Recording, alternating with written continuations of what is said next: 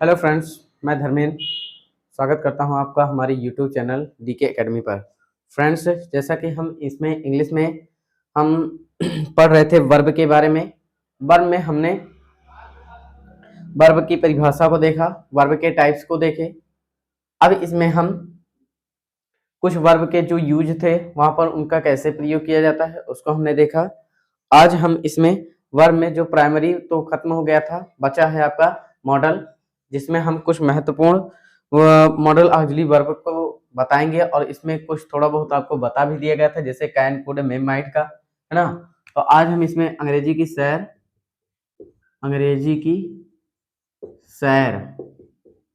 इसमें आपका छठा वीडियो होगा।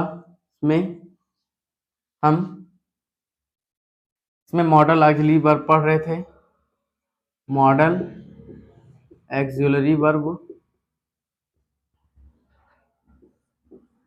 इसी को हम पढ़ रहे थे। इसमें कुछ वर्ब आपको बता दी गई थी। अब आज हम इसमें विल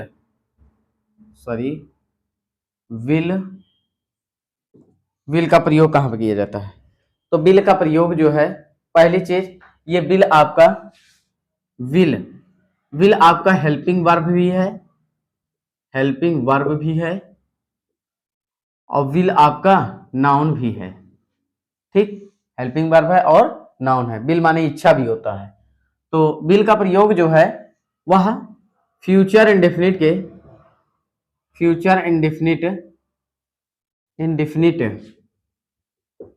टेंस में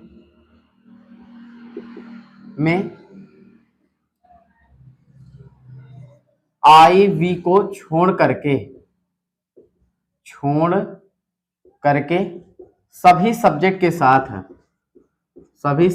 साथ किया जाता है। ठीक, सभी सब्जेक्ट के साथ किया जाता है। कहने का मतलब फ्यूचर इंडेफिनिट टेंस में किया जाएगा इसका प्रयोग, लेकिन आई और बी को छोड़ करके।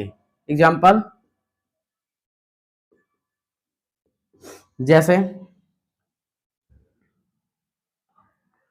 जैसे he will go to school, है ना, he will go to school, यहाँ पे ये हो गया। और भी ढेर सारे आपके हो सकते हैं, जैसे Mohan will play hockey in the garden, in the playground कर दीजिए, प्लेग्राउंड। ठीक, तो इस तरह से विल का प्रयोग आपको हो गया। इसी भांति आपका अभी इसी में हम पढ़ लेते हैं उड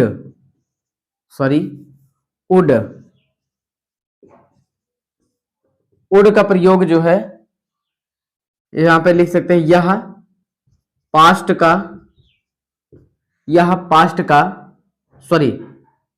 बिल का पास्ट रूप है। तो यह बिल का पास्ट रूप है। इसका प्रयोग पास्ट टेंस में किया जाता है। ठीक, एग्जाम्पल में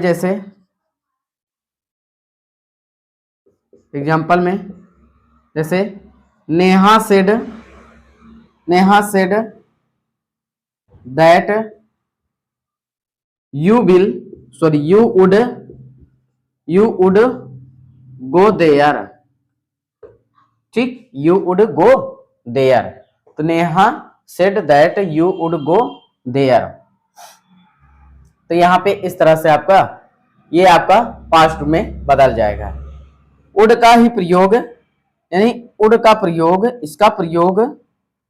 इसका प्रयोग निवेदन प्रकट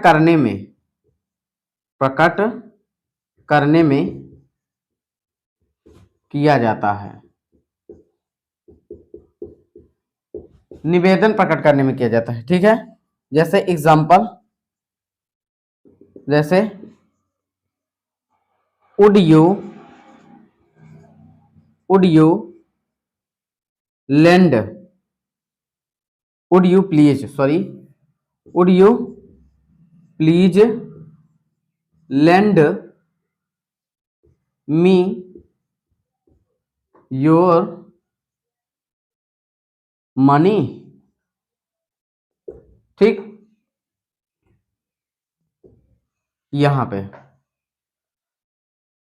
क्या कृपया आप अपना धन मुझे दे सकेंगे, है ना। तो इस तरह से निवेदन के भाव में। तो ये रहा आपका बिल का, जिसमें आपने जाना कि बिल क्या होता है, हेल्पिंग वर्ब होती है और यह एक नाउन भी है। इसमें फ्यूचर टेंस में इसका प्रयोग किया जाता है, लेकिन वहां पे सब्जेक्ट आई और वी नहीं होगा। और एग्जांपल इसमें जैसे he will go to school, तो यहाँ पे विल का प्रयोग। Mohan will play hockey in the playground, यहाँ पर भी विल का प्रयोग। नेक्स्ट क्या है, वुड, यह विल का पास्ट रूप होता है और इसका प्रयोग पास्ट टेंस में किया जाता है। ठीक है, जैसे Neha said that you would go there. ठीक, तो यहाँ पे सेकेंड फॉर्म हो गया। अब इसमें आपका और वुड का प्रयोग जो है विनम्र निवेदन, यानी निवेदन प्रकट करने में इसका प्रयोग किया जाता है। जैसे would you please land me your money. ठीक, उम्मीद है आपको समझ में आएगा। अब इसके आगे हम शैल को बताएंगे। ठीक है, शैल को इसको हम बताएंगे।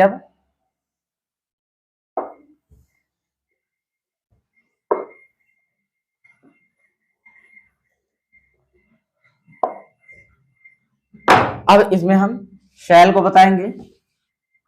शैल आपका क्या होता है, शैल इसका भी प्रयोग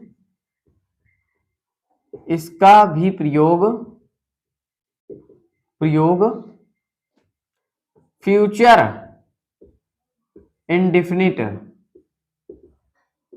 इंडेफिनिट टेंस में आई वी के साथ ठीक किया जाता है।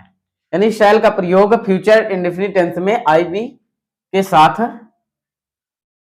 फ्यूचर इंडेफिनिट क्या है आपका, फ्यूचर टेंस में सभी में किया जा सकता है। ये कोई बाध्यता नहीं है कि आप फ्यूचर इंडेफिनिट ही कर सकते हैं। आप फ्यूचर टेंस किसी भी फ्यूचर टेंस में आपका हो सकता है, चाहे फ्यूचर इंडेफिनिट का हो। हम एक एग्जांपल के तौर पर आपको बता रहे हैं, बाकी आपका फ्यूचर इंडेफिनिट में भी होता है इसका प्रयोग, फ्यूचर कंटीन्यूअस में, परफेक्ट में और परफेक्ट कंटीन्यूअस सभी में होता है, शैल और विल दोनों का। ठीक, तो यहाँ पे आपका एग्जांपल जैसे आई शैल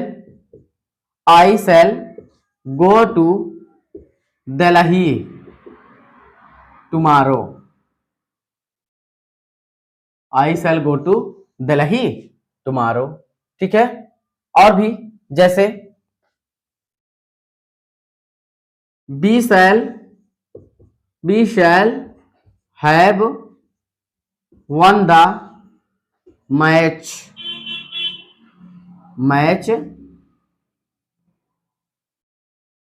टुमारो। ये ठीक, ये हो गया आपका। तो यहां पे शैल का प्रयोग हमने देखा। अब इसी में हम शुड का प्रयोग देखेंगे। शुड, अब इसी में हम शुड का प्रयोग देखेंगे। शुड का प्रयोग यानी इसका प्रयोग, यानी यह शैल का पास्ट रूप है, अर्थात इसका भी प्रयोग पास्ट टेंस में ही किया जाएगा। जैसे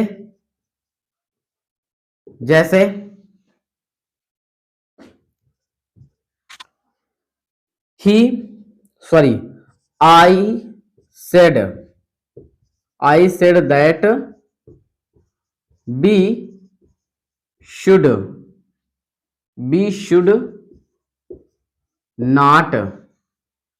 we should not play well। ठीक, इस तरह से I said that we should not play well। ठीक है, तो इस तरह से हमारा शैल और शुड का प्रयोग हुआ। अब इसी क्रम में हम इसी में हम अब आगे पढ़ेंगे। ये आपका शैल और शुड हो गया। इसी में एक और नियम देख लीजिए, जैसे शुड का प्रयोग, इसका प्रयोग एडवाइस में भी किया जाता है, एडवाइस में भी करते हैं, ठीक है। जैसे जैसे जैसे we should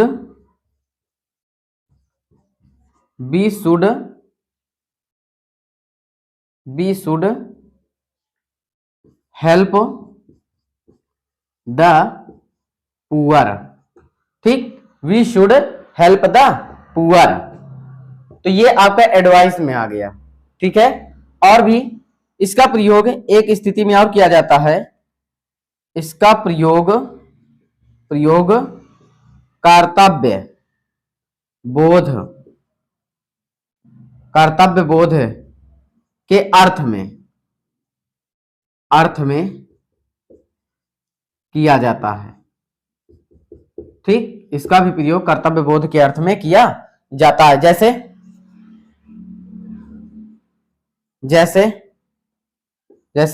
be should obey our elders, ठीक, we should obey our elders. तो ये रहा हमारा शुड का प्रयोग। एक बार फिर से देख लेंगे।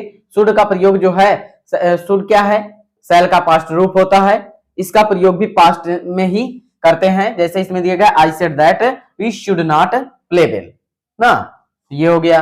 अब इसमें और भी शुड का प्रयोग जो है एडवाइस है, यानी सलाह देने में किया जाता है। जैसे we should help the poor, हमें गरीबों की मदद करनी चाहिए। इसका प्रयोग यानी शुड का ही प्रयोग एक स्थिति में और होता है, कर्तव्य बोध के अर्थ में, जैसे we should obey our elders. ये रहा आपका कंप्लीट आपका शैल और शुड का प्रयोग। उम्मीद है आपको यह समझ में आया होगा। अब इसी क्रम में हम आगे जो आपका है इसमें उसको बताएंगे। इसको इरेज कर दे रहे हैं, ठीक है। तो इसको इरेज करके अब इसमें अगला जो है हमारा वह मस्ट के बारे में बताएंगे, मस्ट के बारे में।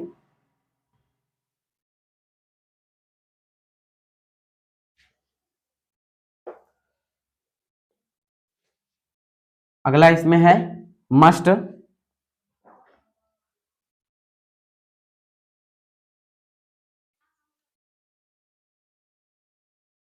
चलिए मस्ट, इसमें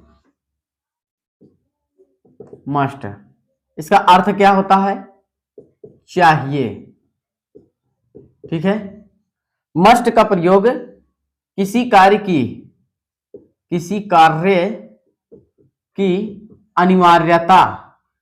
अनिवार्यता किसी कार्य की अनिवार्यता को व्यक्त करने के लिए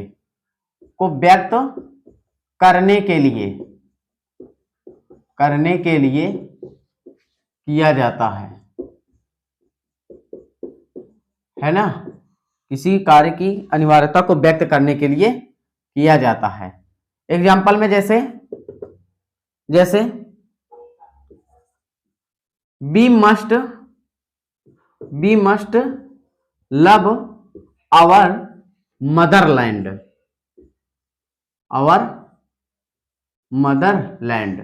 ठीक। तो we must love our motherland।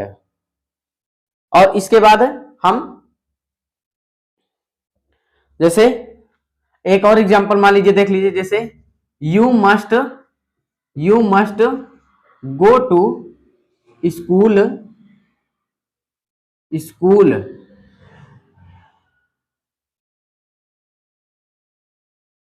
Regularly, ठीक, ये हो गया। तो you must go to school regularly, ये हो गया आपका मस्ट का। इसी में और आपका आता है एक अगला हमारा है यूज्ड टू का प्रयोग। यूज्ड टू, यूज्ड टू का प्रयोग। ये इसमें इसका प्रयोग, इसका प्रयोग यानी यूज्ड टू का जो प्रयोग होगा, इसका प्रयोग किया करता था ना, के अर्थ में, के अर्थ में प्रयोग करते हैं, के अर्थ में करते हैं। ठीक है, क्योंकि प्रयोग दो दो शब्द बार आ जाएगा। अब यहां पे इसका प्रयोग किया करता के अर्थ में किया जाता है। जैसे, जैसे आपका होगा, जैसे इसमें I read novel, I read novel in my childhood. ठीक, ये तो एक सिंपल सेंटेंस हो गया, लेकिन यहीं पर अगर हम यूज्ड टू का प्रयोग कर देंगे तब आपका ये हो जाएगा, इसमें किया करता है। यानी I used to read novel in my childhood, अर्थात मैं अपने बचपन में उपन्यास पढ़ा किया करता था। ठीक है, मैं अपने बचपन में उपन्यास पढ़ा किया करता था। यहां से इसको अगर नहीं जोड़ेंगे, ये इतने का अर्थ होगा आपका, मैं अपने बचपन में उपन्यास, मैं अपने बचपन में उपन्यास पढ़ता था। ठीक, इस तरह से। लेकिन अगर यह यहाँ पे यूज्ड टू का प्रयोग कर दिया गया तो आपका हो जाएगा, मैं अपने बचपन में उपन्यास को पढ़ा किया करता था। ठीक, ये हो गया। एक आपका है ought to, O U G H T, ought to. ठीक, तो इसमें ऑट के साथ है O U G H T, ought के साथ, के साथ टू का प्रयोग, टू का प्रयोग आवश्यक है, आवश्यक है, जो, जो कर्तव्य या फिर ओब्लाइजेशन, जेसन के अर्थ में करते हैं, करते हैं। ठीक, यानी आर्ट टू के, यानी जो आर्ट के साथ टू का प्रयोग होता है वह आवश्यक अर्थ में किया जाता है और ओब्लाइजेशन के अर्थ में भी करते हैं। ठीक है, चलिए अब इसमें इसका एग्जाम्पल होगा आपका, जैसे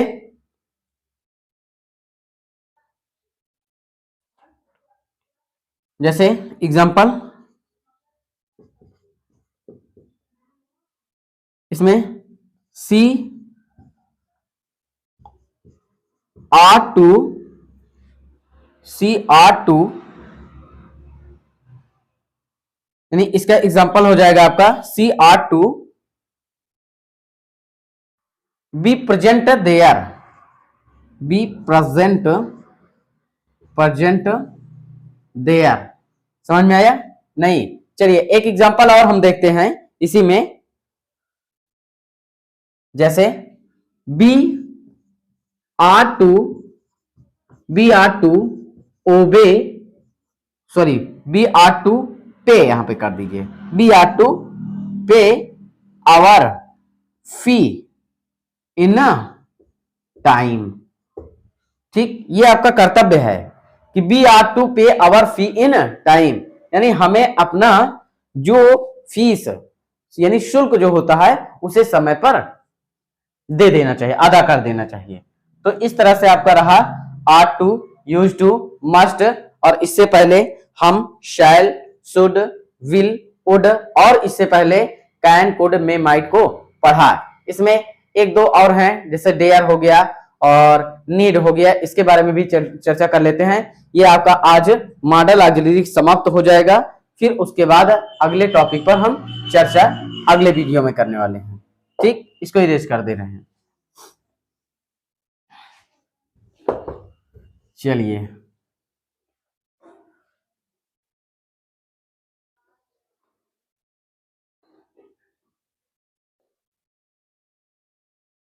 अब इसमें हम अगला है हमारा नीड। नीड यहां पे देखिए, नीड इसका अर्थ क्या होगा? अर्थ इसका आवश्यकता। ठीक, आवश्यकता। नीड मतलब आवश्यकता या जरूरी या जरूरत। ठीक, तो इसमें देखिए नीड का प्रयोग, इसका प्रयोग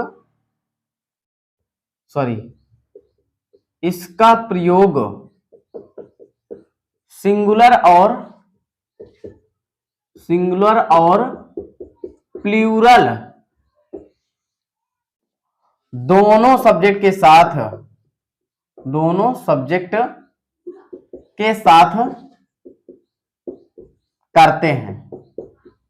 ठीक, दोनों सब्जेक्ट है, नहीं तो और सब्जेक्ट के साथ जो आपका प्लूरल होगा उसके लिए तो मान लीजिए आप नीड लगा दीजिए, और दूसरा जो आपका दूसरा इसमें जो आपका होगा, जैसे इसमें सिंगुलर के बाद सिंगुलर आ जाए तो उसके साथ आप नीड्स लगा दीजिए, तो ये तरीका आपका गलत होगा। इसमें एग्जाम्पल हम देख लेते हैं,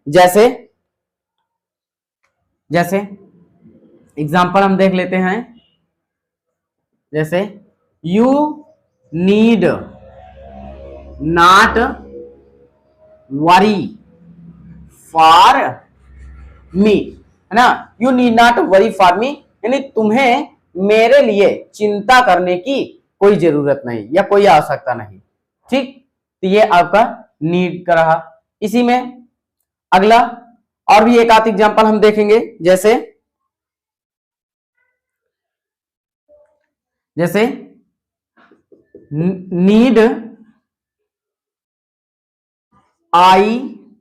नीड आई इसमें कॉल यू अगेन, है ना, ये इंट्रोगेटिव है।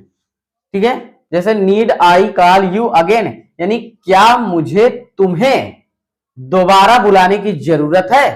ठीक, तो इस तरह से आपका क्या हुआ, ये आपका नीड का। फिर से देख लीजिए, नीड का प्रयोग जो है सिंगुलर या प्लूरल दोनों सब्जेक्ट के साथ होगा, नहीं तो आप प्लूरल के साथ नीड लगा दीजिए और सिंगुलर के साथ नीड्स, गलत हो जाएगा। और इनके साथ डज नॉट, इन सब का प्रयोग नहीं किया जाता। अगला देखिए, एक हमारा है डेयर। डेयर इसका अर्थ क्या होता है? इसका अर्थ होता है साहस, साहस या हिम्मत, साहस या हिम्मत। ठीक, अब इसमें देखिए डेयर, इसका प्रयोग साहस दिखाने के लिए किया जाता है। जैसे इसका प्रयोग साहस प्रकट करने में किया जाता है, साहस प्रकट करने में किया जाता है। तो यानी डेयर का जो प्रयोग होगा आपका, वह साहस प्रकट करने के लिए किया जाएगा। जैसे यू डेयर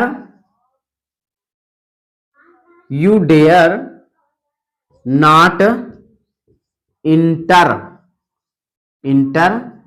माई क्लास। ठीक, you dare not enter my class, ये आपका हुआ। जैसे you dare not enter my, इसका भी प्रयोग है सिंगुलर और प्लूरल दोनों सब्जेक्ट के एक के लिए ही किया जाएगा, नहीं तो आप इसमें भी गलत कर दीजिए, डेयर्स कर दीजिए, गलत होता है। ठीक है, डेयर्स नहीं होगा, डेयर होगा। ठीक, इसमें अगला और जैसे डेयर आई गो, है ना, डेयर आई गो।